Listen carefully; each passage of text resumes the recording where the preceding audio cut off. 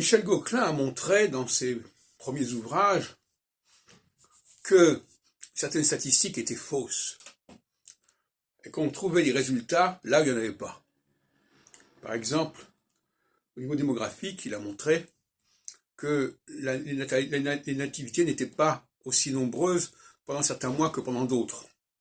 Et par conséquent, le fait qu'il y ait plus de signes de gens sous tel et tel signe ne voulait rien dire. Sur le plan, c'était purement une explication démographique.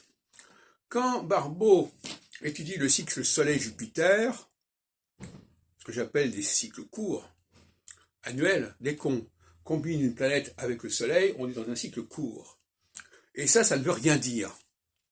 Donc les résultats qu'il a trouvés sur le cycle Soleil-Jupiter ne veulent rien dire. Pourquoi? Parce que on est dans la continuité. Ce qui se produit tous les ans, et encore tous les ans c'est une façon de parler, tout ce qui se produit en permanence, quelque sorte, ça ne veut rien dire.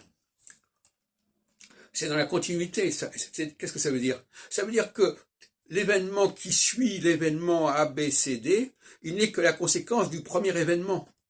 Et par conséquent, les autres événements qui suivent ne sont pas provoqués par une configuration quelconque, mais sont simplement la continuité, la continuation d'une première configuration. Et par conséquent, accumuler les conjonctions Soleil-Jupiter ne veut rien dire, parce que ça peut très bien correspondre en réalité à une phase saturnienne, pendant laquelle il se produit toute une succession d'événements qui sont plus ou moins annuels, parce que de toute façon, l'année c'est quoi? Ça ne veut pas dire grand-chose, l'année. L'année, ça se suit. Hein, on n'est pas du 1er janvier au 1er janvier. Donc finalement, parler d'une année... Bon, moi je reconnais que dans mon bouquin Clé pour l'astrologie, j'avais accordé une certaine importance aux conjonctions des planètes avec le Soleil. Mais c'est une erreur, parce qu'on ne peut rien faire de sérieux avec quelque chose qui revient tous les ans. De la même façon, dans le cas de Roger Eke, le fait qu'il s'intéresse au cycle de 15 ans, c'est une chose, mais il n'a pas compris que son cycle de 15 ans, il correspondait tout simplement au cycle de Saturne, qui tous les 15 ans revient à une position opposée, et la position opposée, ça revient à la même chose finalement.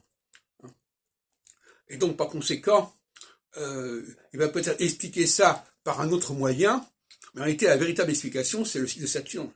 Quand deux planètes, quand deux événements sont séparés d'une quinzaine d'années, ils appartiennent à deux phases analogues selon le cycle de Saturne, et non pas d'après son système de temps sidéral, machin, etc.